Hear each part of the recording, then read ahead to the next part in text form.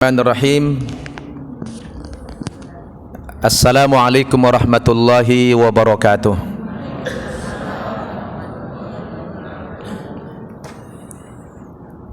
Alhamdulillahi rabbil alamin.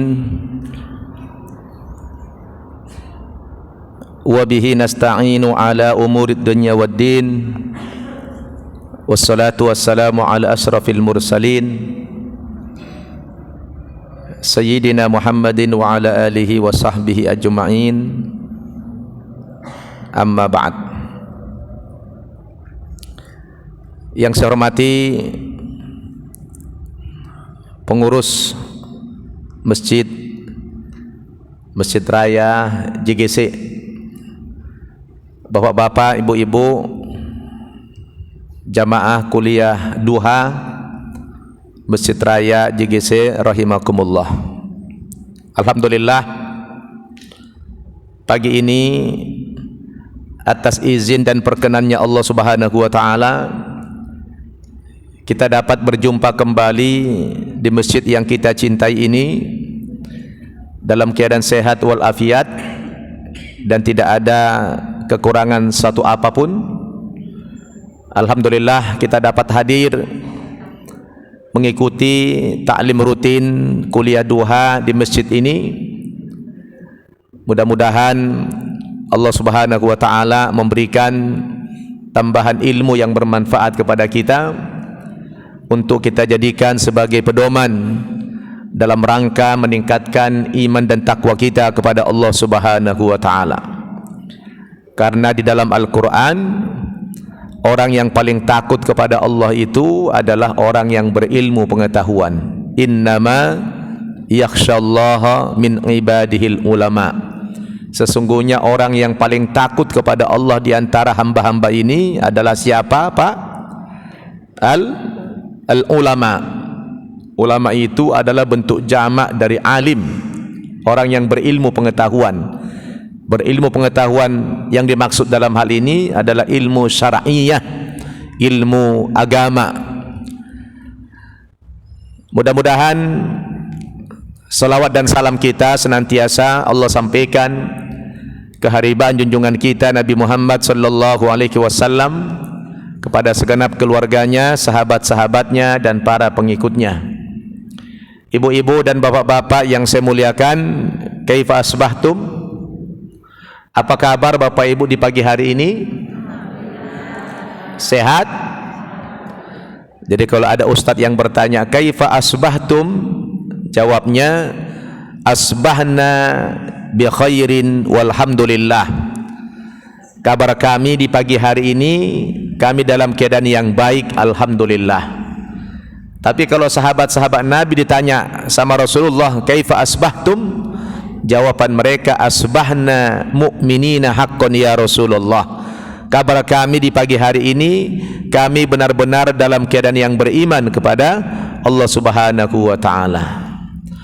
Bapak Ibu yang saya muliakan, sudah agak lama tidak jumpa, ada berapa bulan tidak silaturahmi. Alhamdulillah, hari ini silaturahmi kita tersambungkan kembali.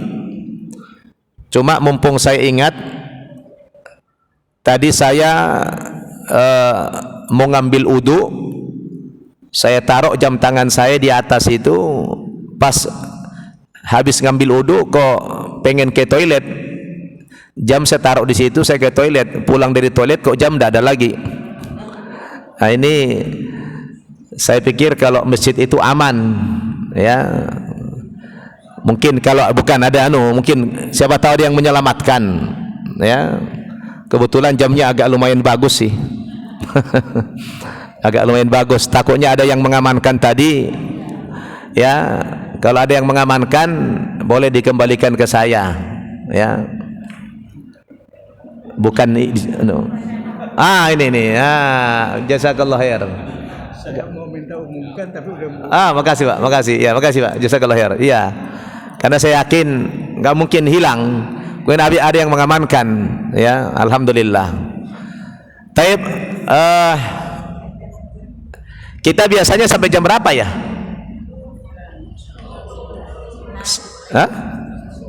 Ini kan kita mulai udah telat, jam tengah 9.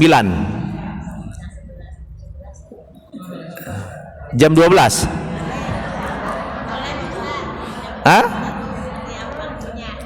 Baik. Jadi kita sepakati dulu, ini sekarang sudah setengah 9 ya. Setengah 9. Ya kurang lebih 1 jam sampai 1 jam setengah lah ya. Baik Bapak Ibu yang saya muliakan, kita hari ini berada di bulan Muharram. Betul? Bulan Muharram ini termasuk salah satu bulan haram.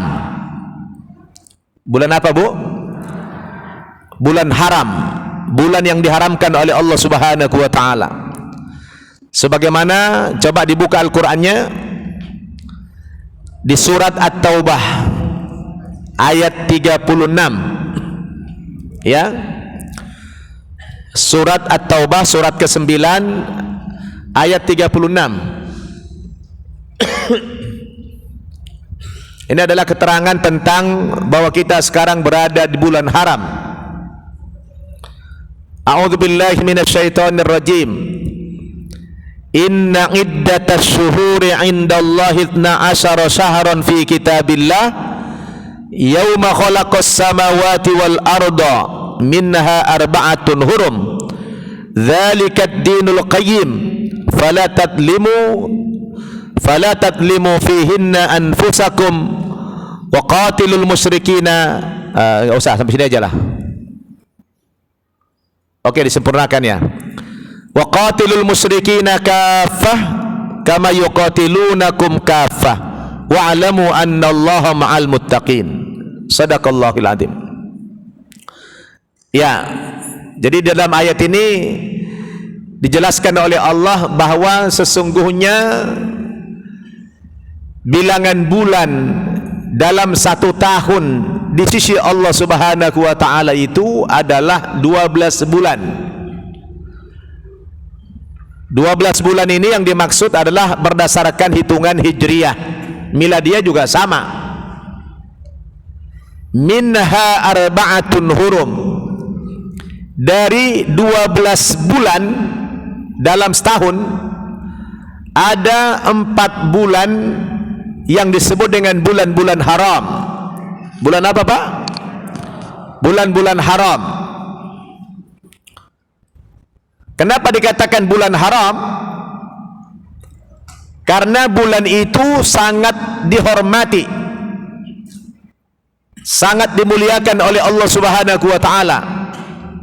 Maka kita dilarang melakukan perbuatan-perbuatan aniaya, dilarang membunuh, dilarang berperang kecuali diperangi oleh orang-orang kafir, dilarang melakukan perbuatan-perbuatan maksiat di bulan haram ini. Bukan berarti di bulan yang lain boleh maksiat. Artinya terkhusus di 4 bulan ini adalah bulan-bulan yang dihormati dalam Islam. Bulan apa saja itu, Bu? Hah? Bulan apa saja itu? Bulan Zulqa'dah, Zulhijjah, Muharram. Ini 3 bulan berturut-turut. 3 bulan berturut-turut ini. Bulan Zulhijjah, Zulqa'dah, Zulhijjah, Muharram. Dan bulan Rajab. Bulan apa? Bulan Rajab. Dia nyempil di bulan yang lain, di antara bulan yang lain, tidak berurutan. Nah, di bulan-bulan ini dilarang oleh Allah Subhanahu wa taala melakukan perbuatan-perbuatan aniaya, perbuatan dosa. Fala tadlimu anfusahum, kata Allah. Jangan kamu menzalimi dirimu sendiri di bulan-bulan itu. Dengan catatan di bulan yang lain juga tidak boleh melakukan perbuatan dosa. Tetapi di bulan ini adalah bulan yang sangat dimuliakan oleh Allah Subhanahu wa taala. Bapak Ibu, saya sebenarnya tidak membahas kepada 4 bulan haram ini, lebih kepada pembahasan kita sesuai dengan momentumnya. Setiap kali kita memasuki bulan Muharram atau Amul Jadid, tahun yang baru. Ahlan wa sahlan Ustaz Profianto. Setiap kali kita memasuki amul jadid, tahun yang baru, karena awal tahun adalah bulan Muharram.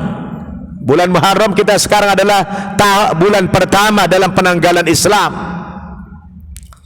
Hanya saja setiap kali kita berada di tahun yang baru, di bulan Muharram yang semacam ini, kita selalu diperingatkan dengan peristiwa hijrahnya Nabi dan kaum muslimin dari Makkah ke Madinah. Betul? Ya Bu, kita diingatkan dengan peristiwa apa tadi? Peristiwa hijrah. Karena penanggalan ini, penanggalan Islam itu dihitung bukan dari hari lahirnya Nabi Muhammad sallallahu alaihi wasallam, sebagaimana penanggalan miladiyah, penanggalan Masehi. Penanggalan Masehi itu dihitung dari sejak kelahiran Nabi Isa Al-Masih.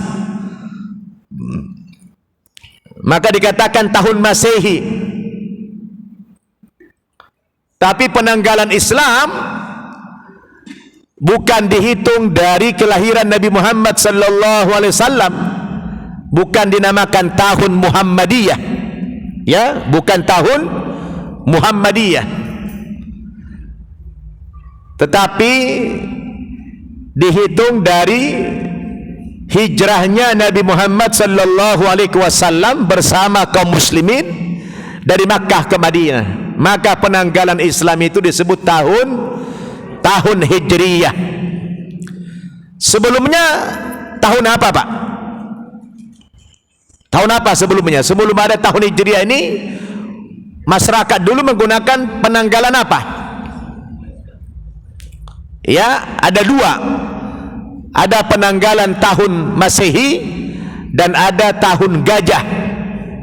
Ya, ada tahun gajah. Hanya saja tahun gajah itu tidak terukur, tidak tidak dilestarikan sampai sekarang tentang sejarah tahun gajah itu.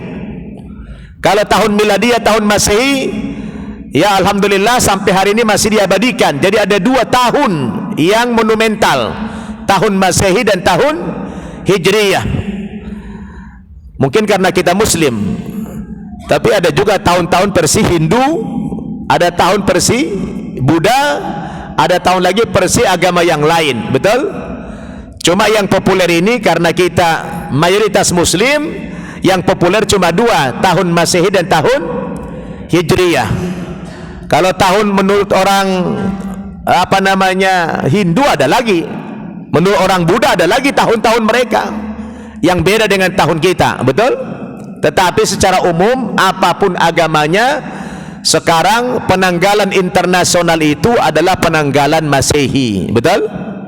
Penanggalan Masehi itu menjadi penanggalan internasional. Ini kesepakatan dunia. Nah, kita sebagai umat Islam, kenapa selalu patokannya tentang Hijriyah, tahun Hijriyah?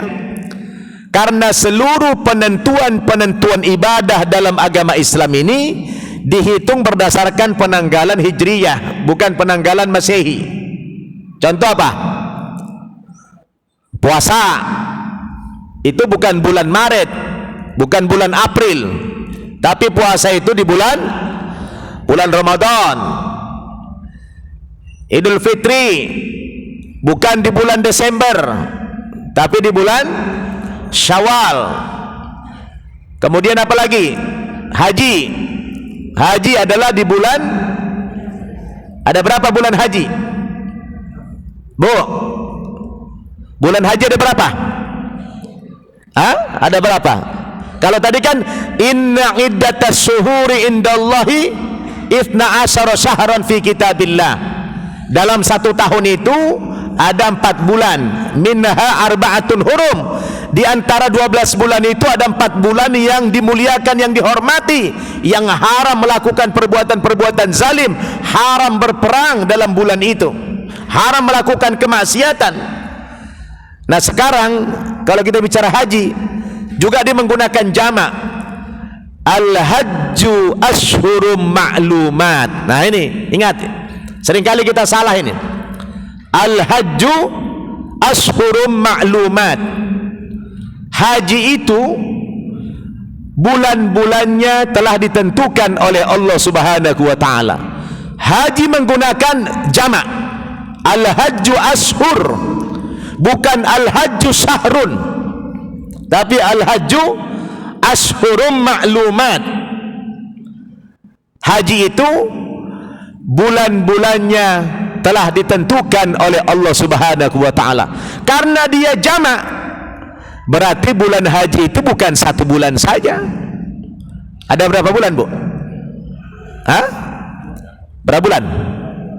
Ada yang tahu? Ada berapa bulan, Pak? Bulan haji itu? Hah? Ibu-ibu, bulan haji ada berapa bulan? Bulan haji itu ada 3 bulan. Silakan dicatat, Bu, dicatat itu. Bulan haji itu ada 3 bulan. Yang pertama bulan Syawal, yang kedua bulan Zulqa'dah, yang ketiga bulan Zulhijjah. Ya, jadi bulan haji itu ada 3. Makanya orang-orang liberal mengusulkan, karena bulan haji itu ada 3 bulan, dalam rangka mengurangi crowded, maka bisa dibuat bergelombang. Misalnya gelombang pertama wukuf di Padang Arafah tanggal 9 Syawal, gelombang kedua tanggal 9 Zulqa'dah, dan gelombang terakhir tanggal 9 Zulhijjah. Ada yang usulkan begitu orang-orang liberal. Boleh tidak? Hah? Kenapa tidak boleh? Bukankah al-hajju ashhurum ma'lumat? Bulan haji itu waktu-waktunya telah ditetapkan oleh Allah. Berarti ada beberapa bulan. Tadi berapa bulan? 3 bulan. Bulan apa? Bulan Syawal, Zulqa'dah, Zulhijjah. Jadi dari tanggal 1 Syawal, begitu hari Raya Idul Fitri, orang sudah boleh pergi haji. Orang sudah boleh pergi haji. Tapi ketika dia pergi haji tidak boleh kembali lagi ke kampungnya, tidak boleh lagi kembali ke negerinya. Makanya di zaman dulu orang pergi haji itu naik kapal laut. Itu sekali jalan minimal 20 hari itu. PP 40 hari. Betul? Jadi gimana yang benar? Ya, haji itu 3 bulan. Dari bulan Syawal, Zulqa'dah dan Zulhijjah. Kemudian haji itu ada 3 macam. Ada haji tamattu, ada haji ifrad, ada haji qiran. Saya menyimpang dikit dulu, Bapak Ibu, karena ini pembahasannya tadi tentang penanggalan Islam. Jadi tanggal 1 Syawal orang sudah boleh pergi haji. Nah, karena dia berangkatnya di bulan Syawal, tentu haji yang dia ambil mesti haji tamattu.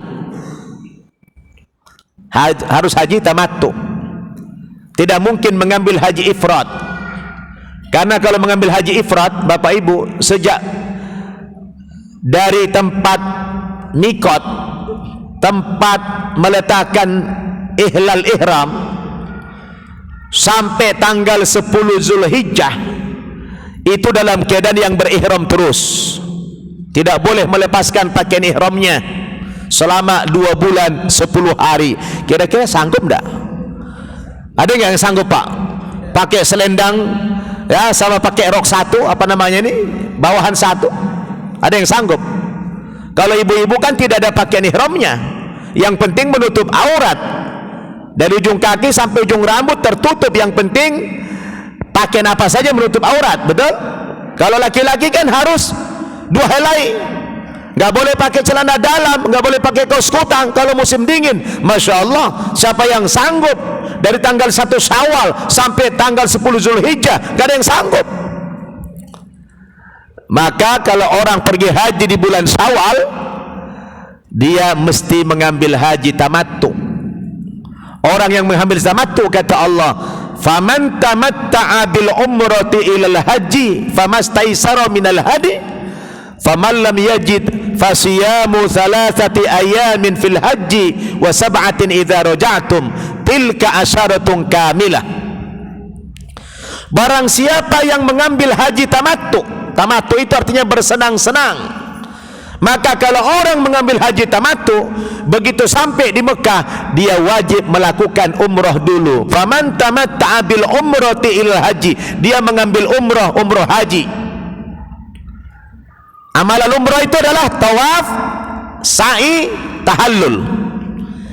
Jadi dia nanti dari pesawat, kalau dia langsung berangkat ke Mekah, berarti mengambil ihramnya di mana? Di pesawat. 10 atau 15 menit menjelang landing pesawat, kita akan melewati Yalamlam atau Qarnul Manazil. Itu tempat mikot orang yang datang dari wilayah Yaman, dari wilayah Indonesia. Maka tempat mikotnya mau tidak mau di atas pesawat. Kecuali kalau kita berangkat ke Madinah dulu, karena di Madinah ada tempat mikot namanya Bir Ali, Dzulhulaifah. Di sana kita mengambil mikot. Tapi kalau kita langsung berangkatnya ke Mekah, maka mengambil mikot, meletakkan niat ihram di mana? Di pesawat. 15 menit menjelang landing kita mengatakan labbaik Allahumma umratan, bukan labbaik Allahumma hajjan. Kenapa? Karena dia berangkat untuk mengambil haji tamattu dulu. Orang yang tamattu harus faman tamatta'a bil umrati ilal hajj, harus melakukan ibadah umrah dulu. Labbaik Allahumma umratan, ya Allah, inilah aku datang memenuhi panggilanmu untuk berumrah. Apabila dia pergi haji gelombang pertama, itu biasanya kan 3 minggu sebelum musim haji dia sudah berangkat, betul? Maka dia mesti mengambil haji tamattu. Labbaik Allahumma umratan, ya Allah, ini saya datang memenuhi panggilanmu untuk berumrah. Labbaik Allahumma labbaik, labbaik la syarika laka labbaik, innal hamda wa ni'mata laka wal mulk la syarika lak. Sejak dia ihlal ihram, ada larangan-larangan ihram. Tidak boleh lagi menggunting kuku, tidak boleh lagi mencukur rambut sebelum waktunya, tidak boleh melakukan hubungan suami istri, tidak boleh bergaul, tidak boleh kawin, tidak boleh menikahkan. Banyak pantangan-pantangan ihram. Sampai dia melakukan amalan umrah, dia berangkat ke Mekah, langsung melakukan tawaf 7 kali, sa'i 7 kali, kemudian ditutup dengan tahallul, menggunting rambut. Setelah itu selesailah pelaksanaan ibadah umrahnya, maka dia sudah berumrah untuk haji. Tinggal dia nanti menunggu tanggal 8 Zulhijjah. 8 Zulhijjah baru seluruh jamaah haji meninggalkan Makkah, dia berangkat ke Mina untuk melakukan mabit 1 malam di Mina sebelum berangkat ke Arafah. Itu sunnah ghairu muakkadah. Kalau orang Indonesia biasanya langsung potong kompas, enggak mampir ke Mina, langsung ke Arafah tanggal 8 Zulhijjah. Kenapa? Karena menghindari crowded. Tapi orang-orang yang haji plusnya itu biasanya berangkat dulu ke Mina untuk melakukan yang namanya tarwiyah, yaitu dia bermalam 1 malam di Mina sebelum ukuf di padang Arafah. Begitu habis salat subuh tanggal 9 Zulhijjah baru dia berangkat ke mana? Dia berangkat ke Arafah melakukan ukuf. Sampai di Arafah itu dia ukuf mulai dari jam 12 waktu zawal sampai terbenamnya matahari. Habis itu dia baru berangkat ke mana? Ke Musdalifah. Dia melakukan solat jamak takrim di Musdalifah, bukan jamak takrim di Arafah kalau memang tidak karaudit. Tapi biasanya orang melakukan jamak takrim di mana? Di Arafah. Karena karaudit kalau dia berangkat ke Musdalifah dalam keadaan belum solat. Kalau sunnahnya memang Nabi dulu solat di mana? Di Musdalifah, jamak takhir. Begitu azan Bilal, tidak solat Nabi di Arafah, tapi berangkat ke Musdalifah, bermalam di Musdalifah 1 malam sampai subuh. Habis solat subuh barulah Nabi berangkat ke Mina, melempar 1 jumrah namanya Jumratul Aqabah. Begitu dia melempar Jumratul Aqabah, bertahallullah dia, namanya tahallul awal, dia gunting rambut, maka hajinya sudah melepaskan pakaian ihram. Betul? Jadi Bapak Ibu, kalau begitu boleh enggak ukuf tanggal 9 Syawal gelombang pertama, 9 Zulqa'dah gelombang kedua? Boleh tidak? Hah? Tidak boleh. Kenapa? Al-Hajjul Arafah. Haji itu ukufnya di padang Arafah tanggal 9 Zulhijjah. Jadi sebenarnya Kalau yang namanya waktu berhaji itu paling banyak 6 hari, ya, 8, 9, 10, 11, 12, 13. Kalau mengambil nafar sani, kalau nafar awal, yaitu dia 2 malam bermalam di Mina, jadi 5 hari. Kata Allah apa? Faman ta'ajjala fi yaumaini fala itsma alaih. Barang siapa yang bersegera meninggalkan Mina dengan bermalam 2 malam saja di Mina, fala itsma alaih, tidak ada dosa baginya yang bermalam 2 malam saja di Mina. Tetapi wa man ta'akhkhara fala itsma alaihi liman ittaqa. Barang siapa yang ingin mengakhirkan, dalam pengertian dia ingin bermalam 3 malam di Mina, fala itsma alaihi, tidak ada dosa baginya, liman ittaqa, bagi orang yang ingin bertakwa kepada Allah Subhanahu wa taala. Artinya apa? Bermalam 3 malam di Mina itu lebih afdol daripada 2 malam. Jadi kalau kita hitung, paling banyak waktu haji itu 6 hari, 8, 9, 10, 11, 12, 13. Lalu kenapa tadi al-hajju ashhurum ma'lumat? Haji itu adalah 3 bulan, supaya Allah Maha tahu. Karena orang yang berhaji itu bukan hanya orang di sekitar Makkah Madinah, ada orang yang datang dari Amerika, ada orang yang datang dari Eropa, ada yang datang dari Afrika. Maka Allah Subhanahu wa taala memberikan keleluasan waktu sampai 3 bulan persiapan haji itu. Maka puncaknya tanggal 8 Zulhijjah, orang mengatakan labbaik Allahumma hajjan, dari kamar hotel masing-masing di Mekah itu mengatakan labbaik Allahumma hajjan, ya Allah, inilah kami datang memenuhi panggilanmu untuk berhaji. Langsung berangkat semuanya ke Mina. Subhanallah, kok jadi pengen haji nih ya? Bu, ini karena baru pulang haji, orang-orang baru pulang haji, jadi masih segar dalam ingatan kita. Ada yang baru pulang haji di sini? Ada yang baru pulang haji? Enggak ada ya. Yang furoda tahun ini 60.000 tidak berangkat.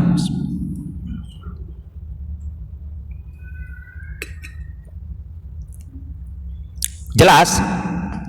Bu, nah karena udah terlanjur saya bahas ini, nanti saya kasih waktu dulu Bapak Ibu tanya dulu, nanti kita bahas tentang hijrah. Ini udah terlanjur saya bahas ke sana ini.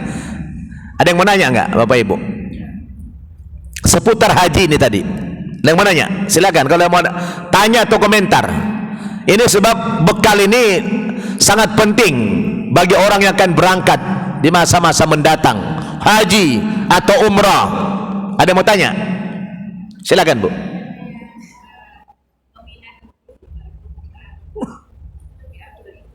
Iya, tanggal 8 Zulhijjah itu Bu, lebih afdol berangkat ke Mina dulu, namanya hari Tarwiyah.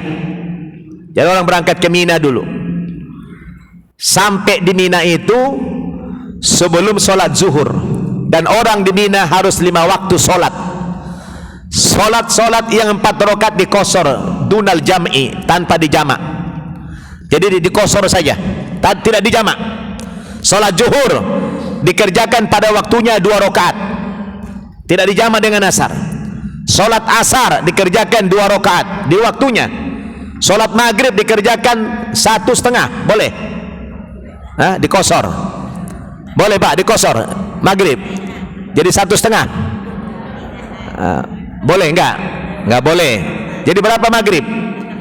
3. Kemudian isya jadi 2. Subuh jadi 1. Enggak boleh, tetap 2. Jadi yang boleh dikosor berapa waktu?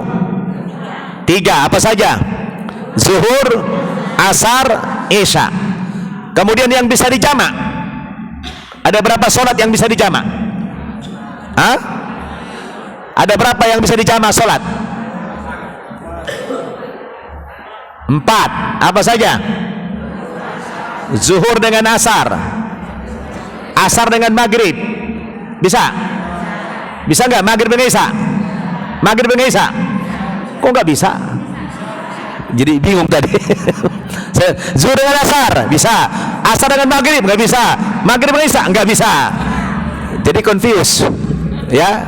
Ulangi, zuhur dengan asar bisa, asar dengan zuhur, asar dengan zuhur bisa. Bingung ini. Asar dengan maghrib nggak bisa, maghrib dengan isya Isya dengan maghrib, Isya dengan subuh. Berarti yang bisa cuma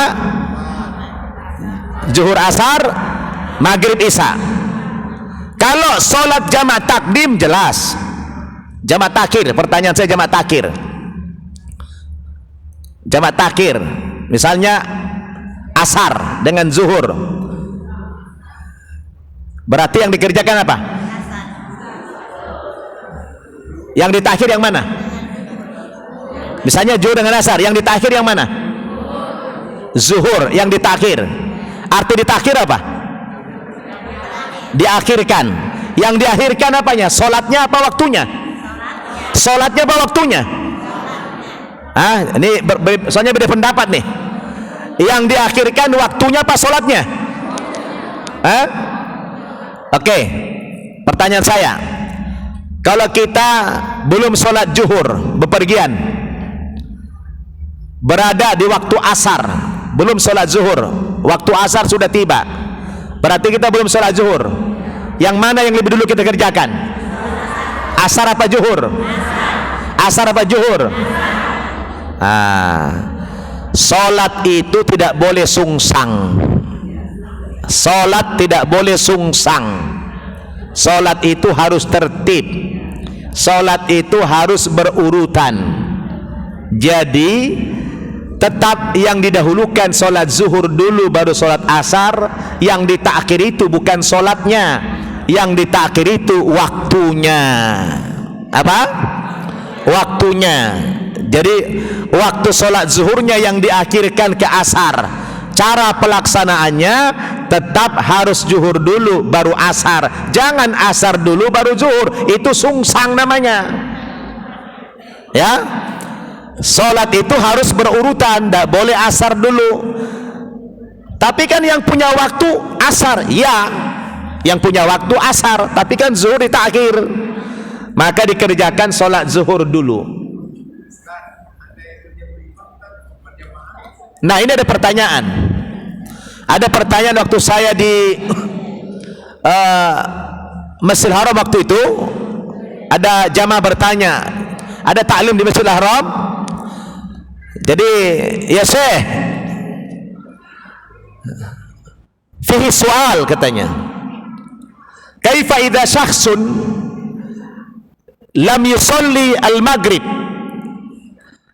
wa huwa wasala fil makan wa al-mujtama sallu salat al-isya jama'atan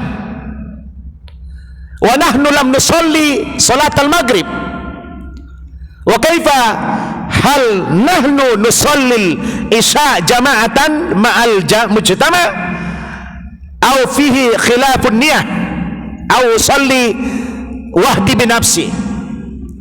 Jadi pertanyaannya itu, kalau ada satu kasus, saya belum sholat maghrib, tiba di satu daerah, orang sudah berjamaah isya, sedangkan saya belum sholat maghrib, dan saya ingin berjamaah. Saya mengerjakan sholat apa ya Syekh? Apakah saya sholat maghrib dengan jumlah rakaat yang berbeda, atau saya sholat isya? Kata Syekh itu, kalau sholat maghrib kan beda dengan sholat zuhur dan asar. Zuhur asar itu kan sama jumlah rakaatnya, tapi kalau maghrib dengan isya kan gak sama rakaatnya. Kalau anda pengen sekali sholat berjamaah, sedangkan anda menjumpai orang sedang sholat isya, anda tidak boleh berbeda dengan imam, maka anda lakukan sholat isya dulu baru maghrib, kata saya ini, karena kasusnya adalah beda rakaat. Tetapi apabila anda belum sholat zuhur, berada di satu daerah yang sudah sholat asar, anda belum sholat zuhur, maka boleh anda melakukan khilafun niyah, beda niat. Anda berjamaah, mereka niatnya niat sholat asar, anda niatnya sholat zuhur. Tapi kalau maghrib dengan isya tidak bisa, karena beda jumlah rakaatnya. Maka anda mau tidak mau, kata beliau, sholatnya sholat isya dulu baru sholat maghrib. Nah, ini adalah satu kasus yang khusus, karena memang kalau kita sholat, niatnya sholat maghrib, mereka sholat isya, sedangkan sholat isya 4 rakaat, alhasil nanti ketika sholat rakaat ketiga kita duduk, orang berdiri, apa yang terjadi? Mufarraqah, benar gak? Mufarraqah dengan imam, ya. Jadi kasus ini kalau nanti terjadi, ini kasus-kasus tertentu saja kata saya, itu khusus maghrib aja. Tapi untuk sholat-sholat yang lain, tapi kalau anda sholat sendiri belum sholat maghrib, berada di satu tempat yang sudah isya, maka anda wajib melakukan sholat maghrib dulu, ditakhir dengan sholat isya. Paham? Jelas Bu? Ada pertanyaan? Jadi bukan yang punya waktu dulu dikerjakan, tapi yang ketinggalan dulu urutannya. Jelas?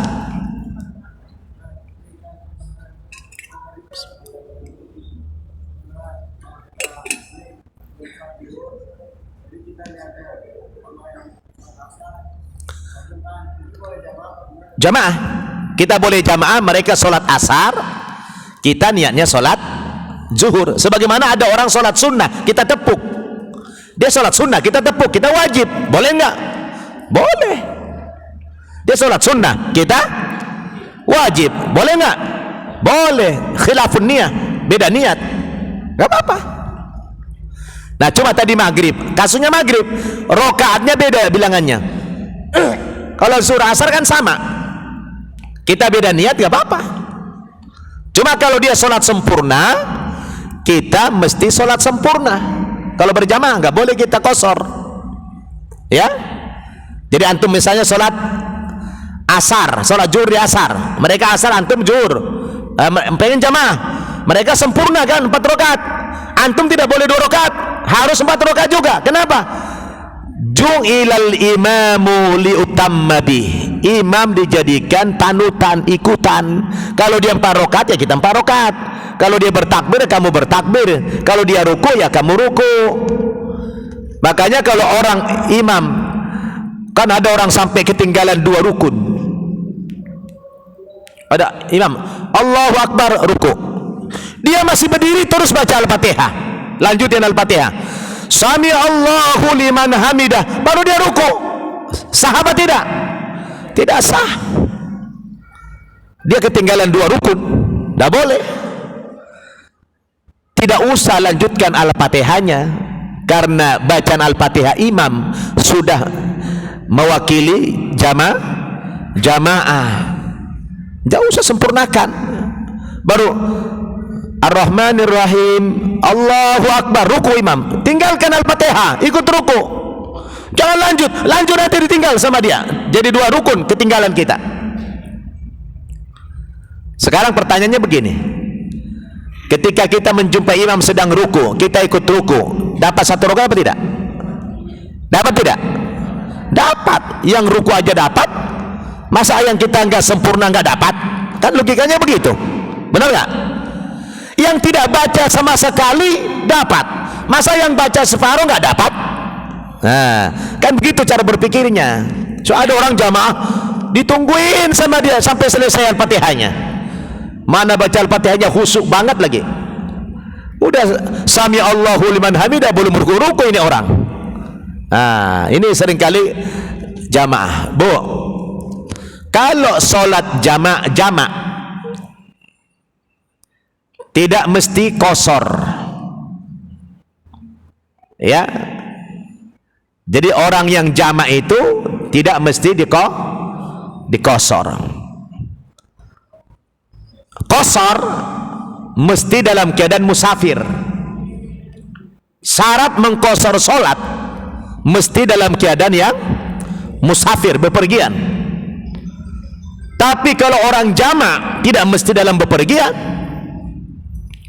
Rasulullah itu pernah menjamak maghrib dan isya di Madinah, tidak bepergian, karena saat dia sedang hujan turun. Betul? Jadi kalau karena ada ilatnya, ada alasan-alasan yang membuat kita ketinggalan waktu sholat, boleh dijamak. Misalnya kita akan operasi, ya, kita mau operasi jam 2, operasi besar, maka boleh dijamak solatnya, solat asarnya dijamak, tapi tidak boleh dikosor. Kalau orang yang tidak musafir tidak boleh mengkosor solat, tapi boleh menjamak. Atau ada keperluan yang sangat besar, yang sangat urgen, katakan rapat, yang rapat itu memang rapat untuk kemaslahatan bangsa, kemaslahatan negara, kemaslahatan umat, yang nanti akan mengganggu konsentrasi dan waktu itu panjang sekali. Dalam kondisi-kondisi yang darurat yang seperti itu boleh dijamak, boleh dijamak. Atau orang mau pesta pernikahan, diprediksi waktunya nanti ini tidak akan ini, oh bisa kelewatan. Nah, udah kita tahu mengukur waktunya, ada wazan, ada timbangan, boleh dijamak daripada tidak sholat, betul? Daripada kacau semuanya, pestanya kacau, ininya juga kacau, boleh dijamak. Jadi jamak itu tidak mesti musafir, tapi kalau qasar mesti safar, ya. Kalau qasar mesti dalam keadaan safar. Itu ada ayatnya dalam surat An-Nisa ayat 100. Coba dilihat surat An-Nisa ayat 100 kalau nggak salah itu. Ayat 101. Ya. Wa idza darabtum fil ardi falaysa 'alaikum junahun an taqsuru minas shalah. Nah, itu ada ayatnya itu. Ayat 101 An-Nisa. Apabila kamu bepergian di muka bumi ini, ya, tidak ada masalah bagi kamu untuk mengkosor solatmu, kata Allah. Jadi kita boleh mengkosor solat dalam keadaan safar dan boleh dijamak. Kosor tidak mesti dijamak, ya, kosor tidak mesti dijamak, tapi boleh dijamak. Misalnya bapak nggak pengen menjamak, bepergian kemana? Dari sini pergi mau ke Bandung, udah kategori musafir belum? Sudah.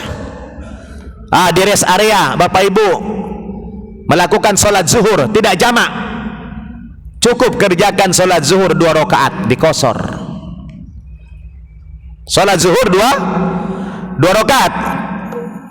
Nanti sampai di Bandung waktu asar, sholat asar lagi 2 rakaat, nggak usah 4 rakaat, karena bapak ibu dalam keadaan safar, ada rukhsah, ada keringanan dari Allah Subhanahu wa ta'ala, jangan ditolak. Tapi kalau mau dijamak sekalian, bagus, sholatnya dikosor dan dijamak. Sholat zuhurnya 2 rakaat, qomat dulu, Allahu Akbar, Allahu Akbar, la ilaha illallah, sholat zuhur 2 rakaat, niat jamak takdim.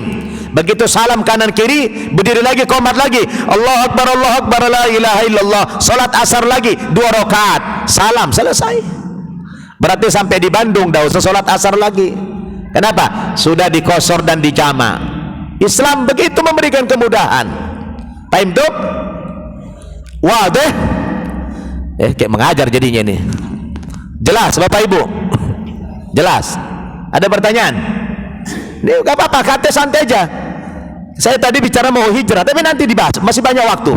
Tahun depan juga masih ada lagi Muharram insyaallah. Ya, silakan. Ya, kasih mic-nya Pak. Assalamualaikum warahmatullahi wabarakatuh. Waalaikumsalam. Agak jauhkan dikit, jangan terdekat ya. Itu perhatikan apa kita sholat bareng itu imam. Nah ini justru kebalikan tadi, kita peduli yang sholat asarnya dulu tadi. Ketiga, boleh apa boleh apa? Iya. Kalau orang lagi sholat asar berjamaah, kita belum sholat zuhur, kita harus niatnya pisah dengan imam. Kita kerjakan sholat zuhur berjamaah mereka dengan mereka asar, kita zuhur, karena jumlah rakaatnya sama, yang beda niatnya saja. Kalau kita masbuk, tahu masbuk? Apa masbuk? Ketinggalan. Mereka sholat asar, kita belum sholat zuhur kan? Mereka sudah rakaat kedua, sudah tahiyat awal. Tinggal berapa lagi? Tinggal 2 lagi mereka. Kita sholat zuhur, beda niat dengan imam. Mereka asar, berjamaah. Begitu dia salam imam, apakah kita ikut salam? Hah? Tidak, gak boleh. Karena kita mengikuti imam.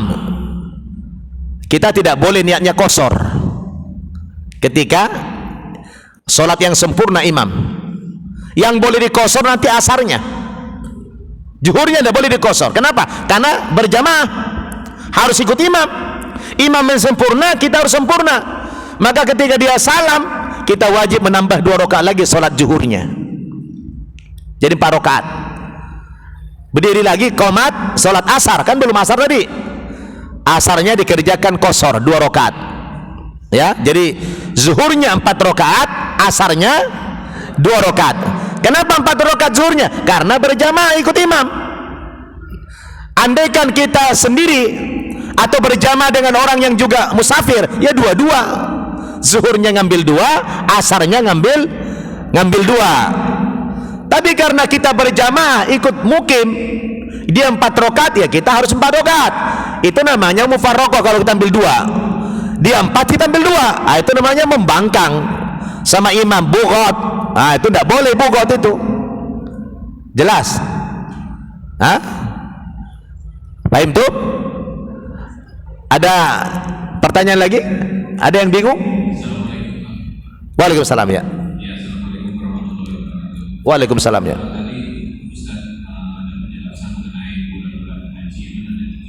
Tiga ya. Bulan Syawal, Zulhijjah dan Zulhijjah. Nah, ketika kita melaksanakan ibadah haji, sekarang kan lagi pandemi ya, dalam arti masih banyak penyakit pandemi yang macam-macam. Nah, ketika kita mengerjakan rombongan jemaah haji itu tiba-tiba sakit karena COVID sampai katakan 10 hari sebelum mencapai haji itu di rumah sakit lah dirawat, terus kemudian akhirnya akhirnya meninggal. Itu apakah bisa digantikan badal hajinya itu atau digantikan oleh orang lain untuk hajinya itu? Ya. Hanya pertama. Yang kedua, ketika kita haji biasanya dari Jakarta ataupun ke Arafah butuh waktu yang panjang di proses itu. Nah, kalau dari sini berangkatnya malam nih, jam malam sampai sana libur. Nah, ini soalnya gimana Pak Ustaz? Apakah di pesawat atau gimana? Iya. Waalaikumsalam warahmatullahi wabarakatuh. Masya Allah. Ya. Saya jawab dari yang nomor 2 dulu. Kalau kita bepergian ke Mekah, kurang lebih 9 jam 30 menit, hampir 10 jam. Dari Jakarta ke Jeddah itu hampir 10 jam. Tentu ada waktu-waktu sholat yang saat kita masih berada di atas. Gimana sholat kita? Misalnya subuh, sholatlah di pesawat di atas. Sholat subuh kita di atas. Kiblatnya bagaimana? Kita tanya pramugari. Nanti di pramugari itu nanya ke pilotnya.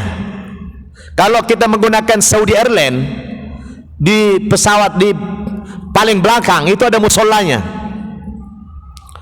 Paling belakang itu ada musolanya. Tapi kalau Garuda itu tidak ada. Sehingga mau tidak mau kita sholat di mana? Di kursi. Di kursi. Coba geser dikit ini Pak. Mau saya praktekin dulu. Bawa pinggirin dulu ini. Di sini aja. Pinggirin. Sini. Di sini. Pinggirin. Ya, gitu. Ya. Nah, kita tayamum. Kalau memungkinkan pakai air, karena di pesawat itu sebenarnya mungkin kita pakai air. Minta air aqua segini. Aqua segini aja cukup, segini. Aqua gelas itu bisa buat wudu itu. Cuma karena kita Indonesia kebanyakan air, wah kalau nggak mandi rasanya nggak mantap, ya kan? Kita kalau wudu udah harus mandi. Sebenarnya segini aja cukup. Coba buka Qur'annya, surat Al-Maidah, surat kelima, ayat 6. Ya ayyuhalladzina amanu. Maaf, ini jadi bahas fikih kita ya, menarik ini. Gak apa-apa, ini kan kita pengajian namanya. Coba lihat, yang tidak ada Quran boleh diambil Pak di sana. Tolong dibuka Al-Qurannya. Surat Al-Maidah, surat kelima, ayat ke-6, ketemu? Ya ayyuhalladzina amanu idza kumtum ila sholati faghsilu wujuhakum. Lihat itu ayatnya. Wahai orang-orang yang beriman, apabila kamu hendak menunaikan sholat. Bu, suara saya ke belakang jelas? Kedengaran? Mantapan suara saya topiknya? Suara aja langsung. Baik.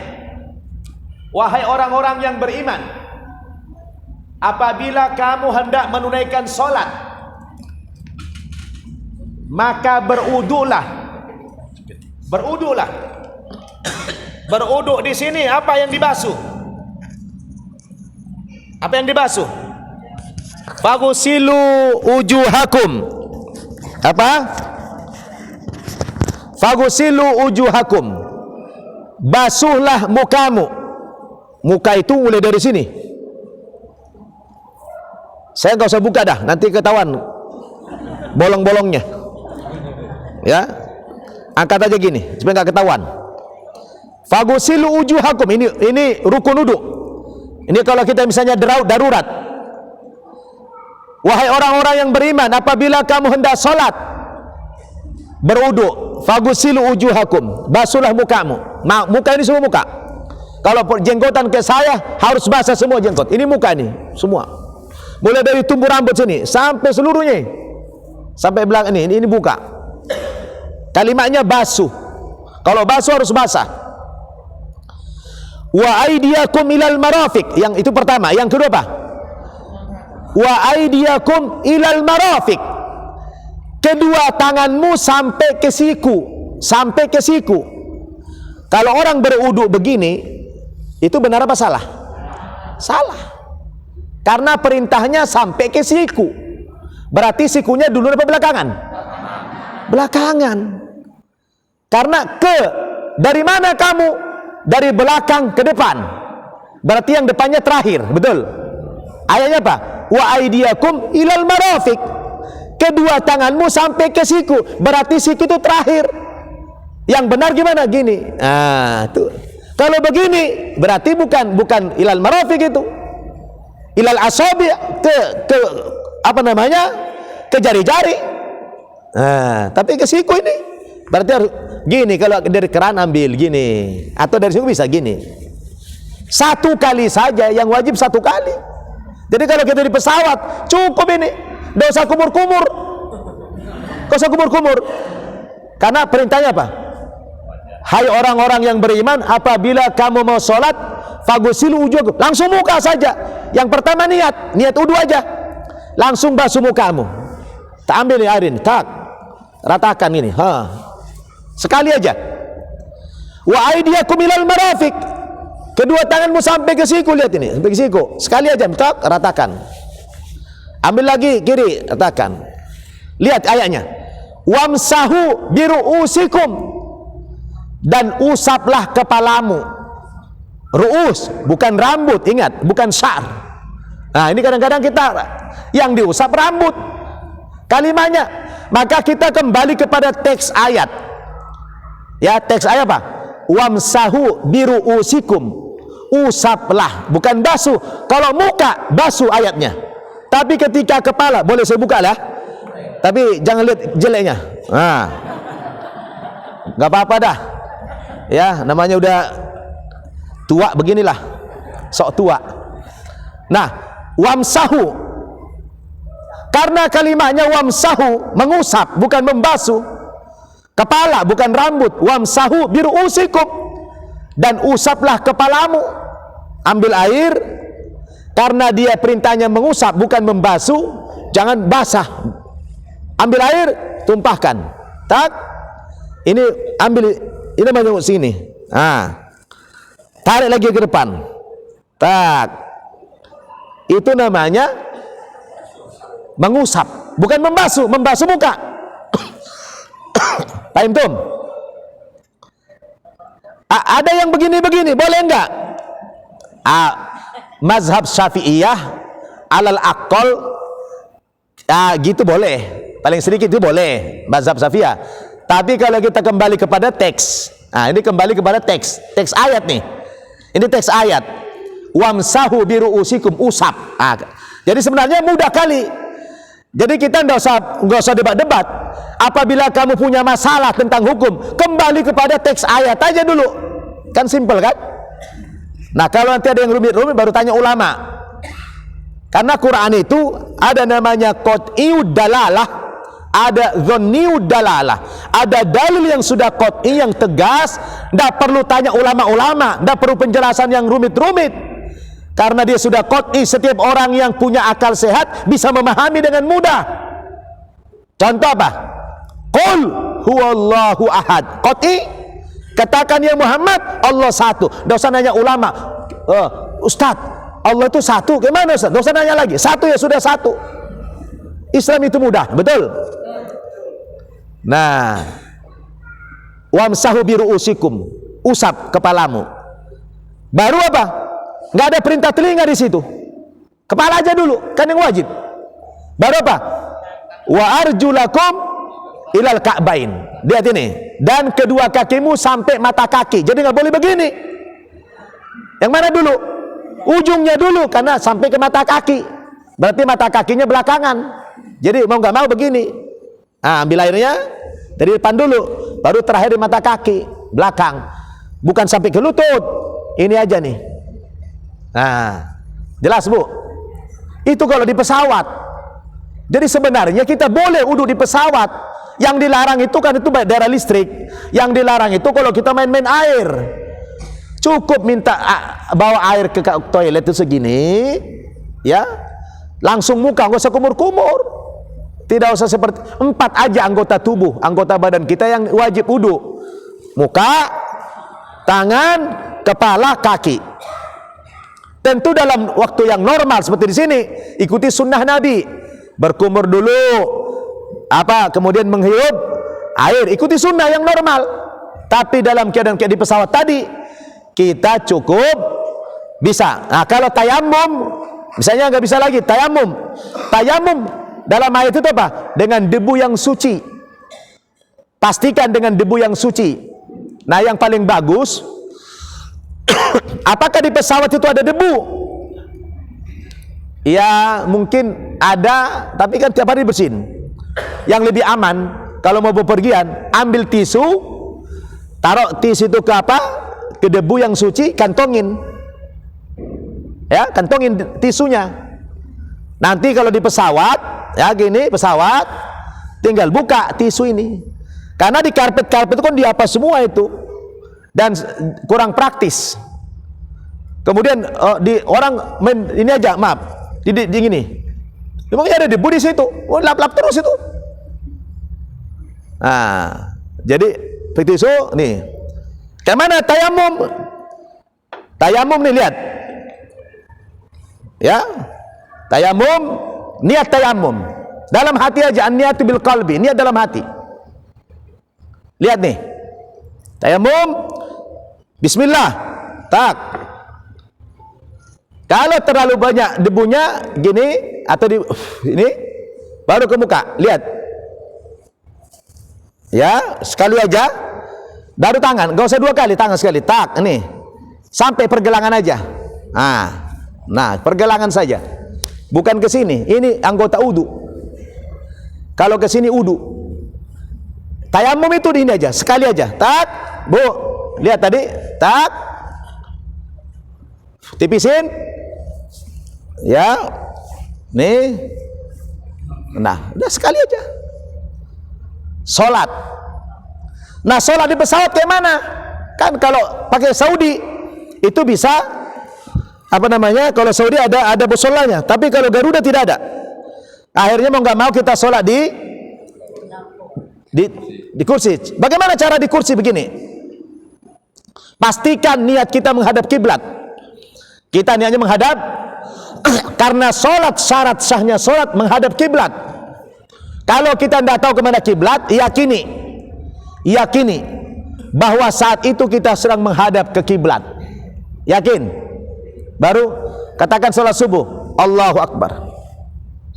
Bagaimana cara sholat di dalam duduk? Lihat Al-Fatihah biasa, ruku lihat Allahu Akbar. Sami Allahu liman hamidah. Baru sujud. Kalau sujud jangan pegang lutut lagi. Enggak boleh pegang lutut. Memangnya ibu kalau ruku sujud pegang lutut? Enggak. Harus digantung. Ketika sujud tangannya jangan menyentuh lutut. Ya, sujud lebih rendah. Allahu Akbar. Ya, Allahu Akbar. Baru duduk di antara sujud pegang lutut. Nah, jelas. Ini kan visualisasi daripada praktek sholat yang normal. Jadi kalau kita ruku megang lutut nggak? Yang normal. Yang normal, ya megang. Allah megang kan? Sami Allah. Kalau sujud, ibu megang lutut tidak? Tidak. Maka ketika sujud kita dalam duduk, jangan pegang lutut, gantung. Allahu Akbar, gini. Ininya digantung, jangan pegang sujud, jangan pegang lutut. Allahu Akbar. Baru duduk, pegang lagi. Allahu Akbar. Karena kalau kita duduk di antara sujud megang lutut kan? Nah, paham? Iya, kalau kita normal ya megang. Tapi di pesawat atau sholat duduk ketika sujud jangan pegang lutut, harus digantung. Allahu Akbar. Nah, jelas. Ada orang sujud pegang lutut? Hah? Saya tanya, ada orang sujud pegang lutut? Nggak ada kan? Nah, maka ketika sujud jangan pegang lutut, digantung. Allahu Akbar. Nah, jadi sujud lebih rendah daripada ruku. Begitu pertanyaan betul kalau di pesawat. Boleh dengan wudu dengan segini, boleh dengan tayamum. Yang pasti menghadap kiblat. Taib.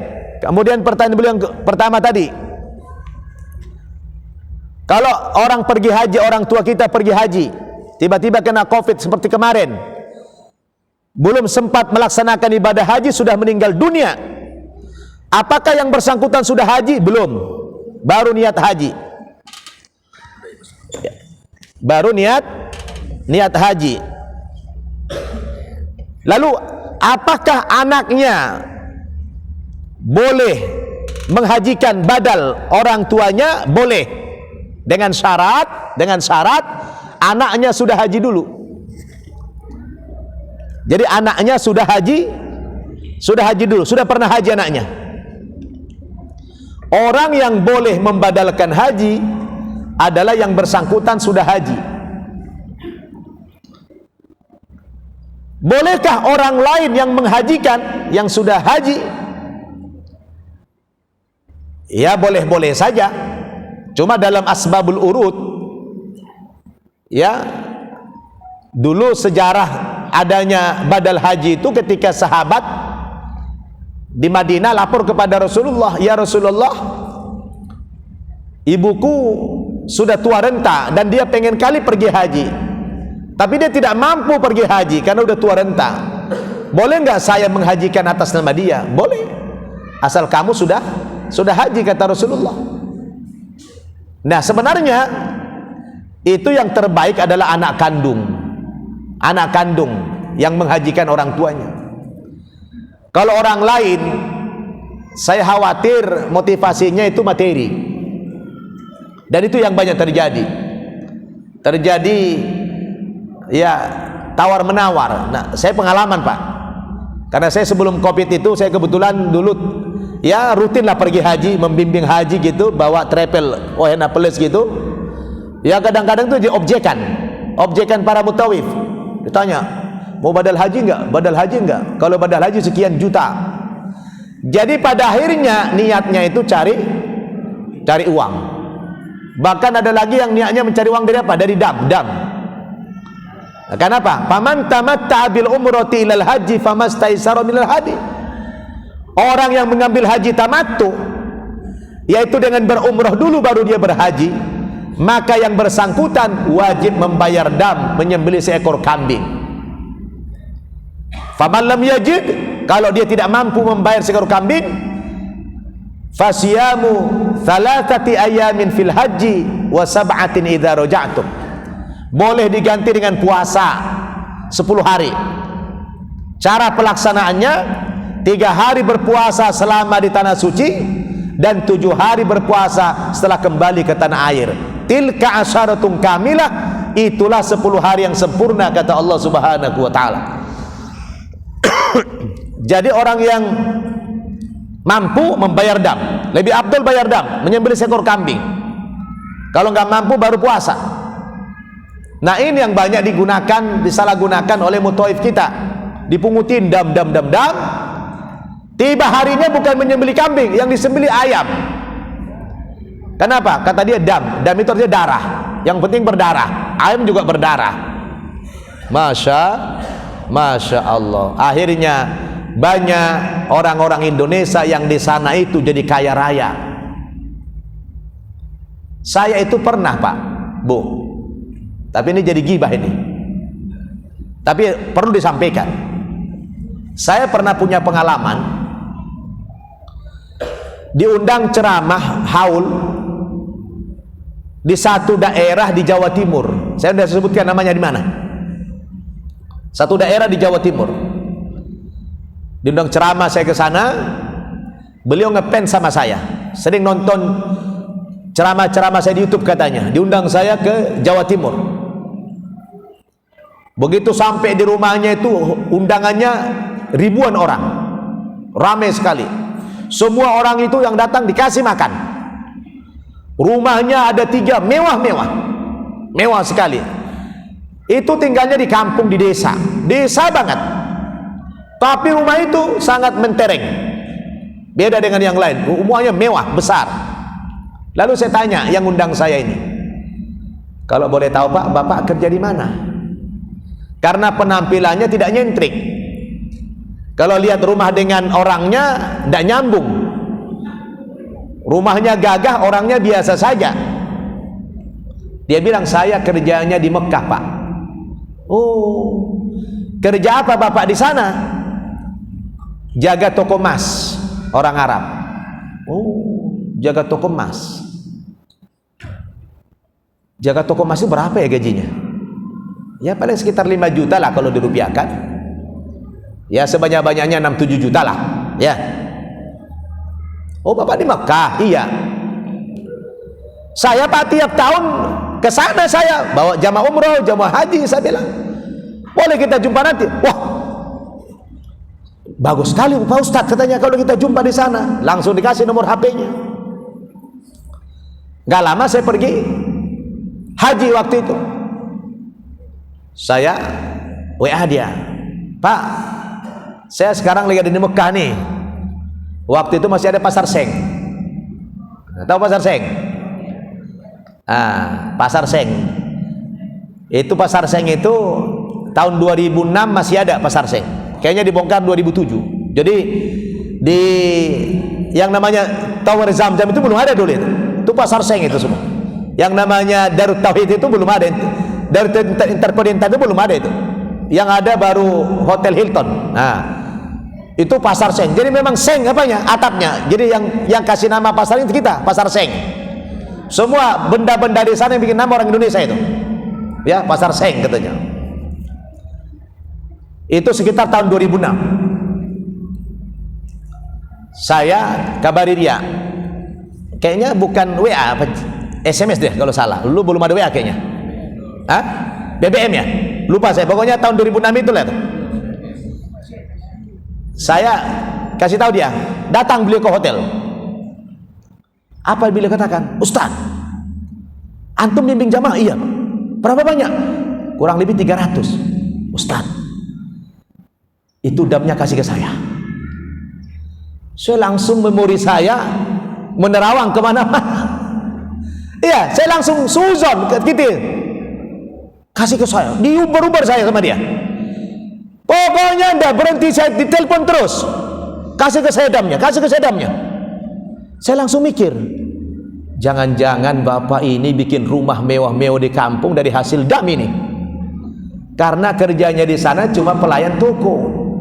Bagaimana pelayan toko kok bisa punya rumah sampai mungkin puluhan miliar itu rumah. Lalu kembali memori saya yang diundang dia ke kampungnya, jadi buruk sangka saya. Ya Allah. Dan umumnya orang Indonesia mutawif di sana juga selalu pertanyaannya dam. Dan banyak yang menyembelih ayam, yang penting berdarah. Dam itu artinya darah. Padahal dam itu adalah menyembelih seekor kambing. Bagaimana? Coba. Betapa beraninya orang Indonesia merubah hukum itu. Ya. Jadi yang namanya badal haji itu objekan, Pak. Bahkan ada makelarnya itu. Dia minta satu orang bisa menerima badal haji sampai 20. Nah kan satu orang hanya bisa membadalkan satu haji, benar nggak? Lalu bagaimana mengerjakan 20 orang ini? Disubkontraktorkan sama dia. Disubkan. Misalnya dia minta 10 juta, disubkan sama mutabilan. Kamu mau nggak badal haji sebulan? Saya kasih kamu 8 juta. Oh mau. Ya nah, kamu mau nggak ya? Lumayan, 2 juta kali 10 orang 40 juta tanpa ngapa-ngapain. Hanya dari bisnis badal.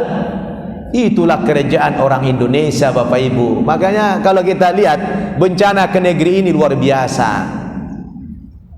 Ini saya bongkar rahasianya ini. Karena ini pengalaman saya tiap tahun nih. Ya. Pergi bawa haji, bawa umroh, bicara dam, bicara badal haji. Ini adalah inceran orang-orang Indonesia, baik yang mukim di sana maupun yang datang dari Indonesia ini, rebutan mau badal haji. Jadi kalau tanya badal haji, yang paling afdol itu adalah anak kandung. Kalau sudah anak kandung pasti dia tulus, betul? Gak ada kepentingan. Tapi kalau orang lain kita bayar dia, belum tentu niatnya tulus. Pasti niatnya apa? Cari uang, cari fulus. Benar? Nah, baik.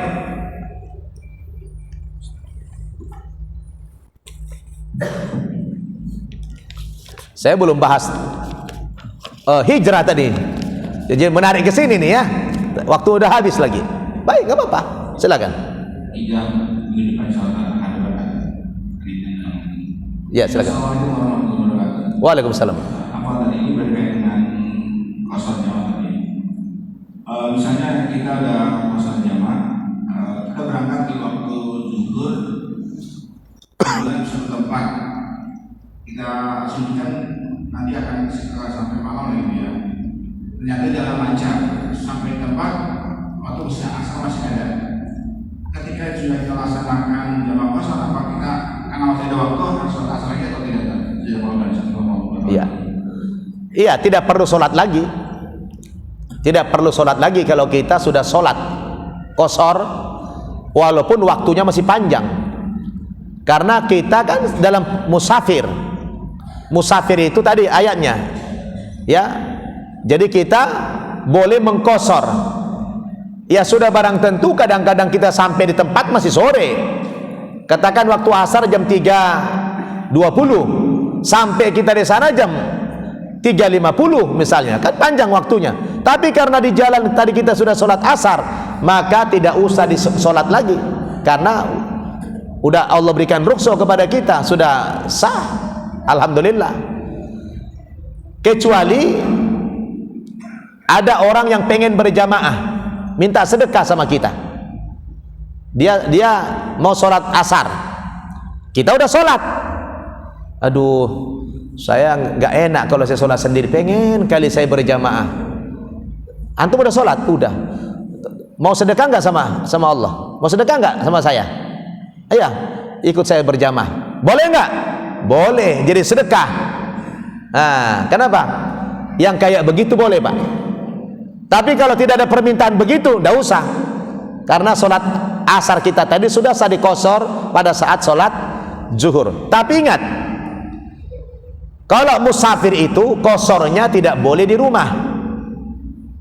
Nah, misal nih, dia berangkat dari rumah jam 12:30, kan udah zuhur, mau berangkat ke Bandung. Udah dia salat di rumah, habis salat zuhur langsung kosor asar, mau musafir, boleh nggak? Tidak boleh, karena yang bersangkutan belum safar. Karena orang yang boleh kosor itu adalah safar. Orang sudah dalam perjalanan, dia masih di rumah, nggak boleh. Jadi kalau bapak sudah jalan, udah sampai di katakan di rest area, baru boleh kosor asar. Di rumah tidak boleh. Ya, kalau bepergian tidak boleh di rumah, harus di jalan. Itu namanya sholat safar. Minimal 85 km. Minimal 85 km baru kita boleh menjamak dan mengkosor sholat. Iya. Taib. Wah deh. Silakan Bu.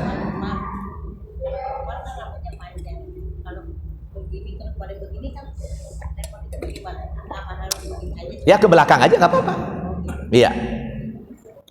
Yang penting wamsahu biruusikum, usap kepalamu, bukan rambut ya, kepala. Karena ayatnya ruus, bukan sya'run. Kalau sya'run itu rambut, kalau ra'sun kepala. Ya, ingat itu. Jadi kalau kita ada kendala-kendala hukum, enak kembali kepada Quran saja. Pahami teksnya. Yang membuat kita selalu berdebat karena kita tidak memahami teksnya. Kalau kita teksnya udah. Ada lagi orang wudu begini-begini dia, nggak tertib, nggak berurutan. 3 kali juga, tapi kanan kiri begini, kayak latihan tinju. Nggak boleh orang wudu begitu. Selesaikan dulu satu-satu. Kanan dulu 3 kali, kiri 3 kali, baru nggak boleh gini-gini. Dan itu banyaknya. Kalau kita ingatkan, dia pula paling marah. Saya sering mengingatkan orang lagi wudu, dia marah, nggak terima dia. Udahlah Ustaz, katanya kita beda pendapat. Itu namanya ikhtilaful juhala, beda pendapat orang-orang bodoh. Ikhtilaful juhala, beda pendapat orang-orang yang bodoh. Yang boleh apa? Ikhtilaful ulama, beda pendapat orang-orang yang alim. Kalau orang bodoh beda pendapat ya nggak boleh. Taib, ini saya sudah kasih waktu nih. Tahun depan kita lanjutkan nih bicara hijrah ini. Ya, sekarang boleh, udah mumpung ditanya, boleh. Ibu lagi mau tanya, silakan.